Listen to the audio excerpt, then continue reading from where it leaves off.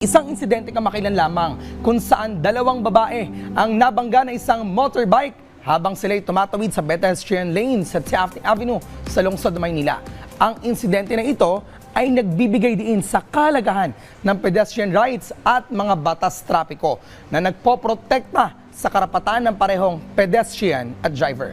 At para sagutin ang mga tanong kaugnay ng batas trapiko, makakasama natin si Attorney Harold Respicio. Good morning, Attorney. Welcome to Rise and Shine Pilipinas. Magandang umaga, Prof. Fifi. Wow, parang Rise and Shine. Grabe naman yung power. Kanina bago mag-start, iba yung energy ni Attorney. Pero Attorney, unahin na po natin yung karapatan ng mga pedestrian sa mga lansangan, no? Sa ilalim din natin batas trapiko sa Pilipinas. Tell us more.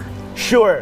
Ang basic na karapatan ng mga pedestrians sa Philippines ay number 1, kapag tatawid sila sa pedestrian lane, Okay. sila yung may right of way. Ayun. Ibig sabihin, kapag ikaw ay sasakyan at may nakikita kang tumatawid sa isang pedestrian lane, kailangan mong pagbigyan yung tumatawid na iyon.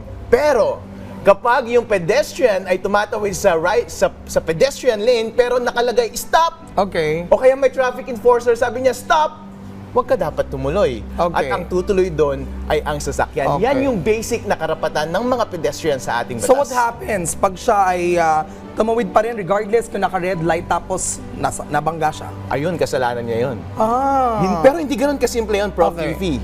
Meron tayong sinasabi sa ating batas na Okay. meron ding duty lahat ng sasakyan na mag-exercise ng due care. Ayun, Of course. due care. Yep. Kahit na nagkakamali yung taong tumatawid sa lansangan, kailangan mo pa rin mag-ingat. Titignan mo sa kanan kaliwa ng konti, Okay. i-anticipate mo kung tatawid na siya sa gitna, at kung ikaw yung may huling pagkakataon para iwasan yung aksidente, tapos binangga mo pa rin, Okay. baka pagdating sa korte, matalo ka. Ayun. Attorney, paano po nung pinapangalagaan ng mga batas na ito ang kaligtasan ng mga pedestrian at drivers sa mga kalsada? Meron tayong batas trapiko, traffic Okay. law, traffic code dito sa Okay. Philippines kung saan sinasabi niya yung karapatan ng mga motorista at mga pedestrian. Okay. Basically, kapag ikaw ay pedestrian, sa'yo yung right of way kapag tumatawid ka sa zebra lanes. Pero kapag ikaw ay pedestrian, wag mong kunin yung mga daanan na yun ay para sa mga sasakyan lamang. Okay. Kung makikita mo dito, kapag ikaw ay tumatawid sa lansangan at hindi yan zebra lane, kailangan mong magbigay ng ingat sa mga sasakyan na tumatawid kasi baka sila yung may right of way. Okay. Going to my second question a while ago, atin na pag-usapan yung tungkol sa pedestrian na kahit naka-green light for the cars, no?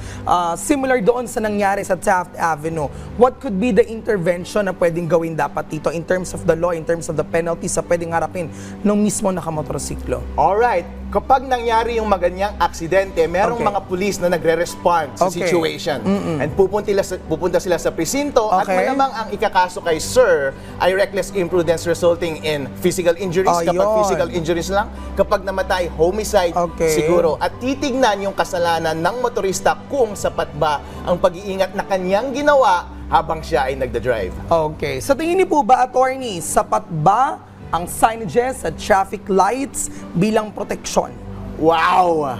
Sapat ba ang signages at traffic lights Oo. lamang? Hindi sapat. Okay. Kailangan na may continuous na mga police enforcers. Ayun, visibility. Yep, traffic Okay. enforcers sa ating mga lansangan para alam ng tao kung sino ang susundin nila. Kasi alam naman natin dito sa Pilipinas, dyan sa Taft Avenue, medyo madilim. Oo. Dyan ako nag-aral dati sa Lasal. Ayun. Wow, ang daming nangyayari dyan na hindi sobrang legal. Yun lang. Lalo pag gabi. Yeah, Oo. pare. Yun. Ayun. Well, anyway, we wanna know, meron po bang mga pagbabago o panukalang batas ang kasalukuyan sinusulong para masiguro yung proteksyon ng both driver at pedestrian when it comes to traffic law?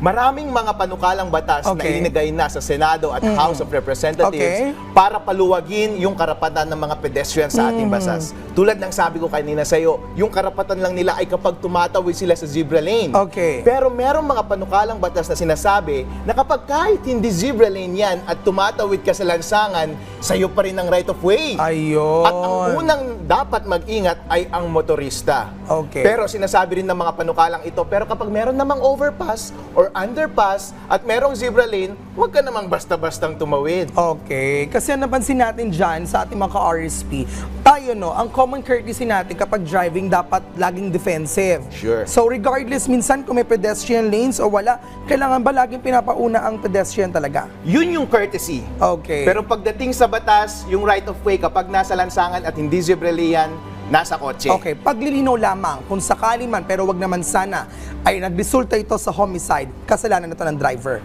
Kasalanan, Mostly. hindi agad-agad. Okay. Kasalanan yan ng tao na may huling tsansa na makaiwas sa aksidente. Mm-hmm. So kahit sasabihin ng driver, sir, tumawid siya sa hindi naman zebra lane eh. Okay. Ako naman yung ma-right of way.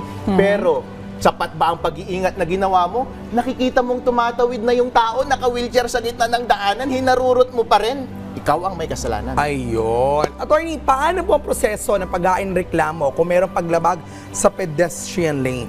Usually kapag mga ganyan, meron ng mga nanguhuli na pulis Okay. sa paligid. Kapag walang nanguhuli ng pulis, mahirap namang magsumbong sa pulis tapos hindi mo alam kung sino Walang yung tao. evidence. Yeah, pero kapag may mga aksidente na nangyari sa lansangan involving ang pedestrians at motorista, meron tayong mga police enforcers Okay. na pupunta sa lugar para Ayun. kumuha ng police report. Pero kapag walang pulis, pumunta ka sa pinakamalapit na presinto ng pulis at maghain ka ng police report at sana nakuha natin yung plate number ng sasakyan o Okay. kung nandyan yung driver mismo ng motorista, ilagay natin yung pangalan niya at sabihin mo, sampahan natin ng reckless imprudence. Ayan, hindi pwedeng konsultahin ng mga drivers hanggat maaari po may paraan para ireklamo kung sakali man may paglabag sa pedestrian rights, no? We wanna know, may penalties ba na kaharapin or bilang ng taon ng pagkakulong in case na lumabag dito? Kapag ikaw ay reckless imprudence, na hatulan ka, na Okay. guilty ka sa reckless imprudence, physical injuries, or namatay yung tao, pwede kang makulong between 2 years hanggang 6 years. Nako. At marami ring penalties. At mas mataas yung penalties, lalo na kapag lasing ka pa nung nabangga mo yung tao. Okay, on your end, attorney, based on our discussions for today, ano-ano ang mga programa or initiatives ang inyong inirecommend para mapabuti ang kaligtasan ng mga pedestrian? Yung standards ng safety ng pedestrians ay nakasaad yan sa mga international regulations Okay. and international standards. At ang nagsasabi ng mga international standards na to ay dapat may sapat na signage, Okay. may sapat na visibility ng law enforcers, Okay. kompleto lahat ng linya ng daanan. Kung kailangan mong lagyan ng barrier, yung island ng isang two-way na daanan, kailangan mong lagyan para makaiwas ang ating mga pedestrian na tumawid sa mga hindi dapat tawiran. Ayun din. Shared responsibility nga, Yeah, no? buddy. Both on the traffic enforcers at maging sa mga ating pedestrian. Yeah, buddy ba attorney? Paano nga ulit yun? Yeah, buddy! Yeah, buddy! I like your energy, attorney. Thank you so much for being with us this morning. Maraming salamat sa inyong oras, attorney Harold Respicio.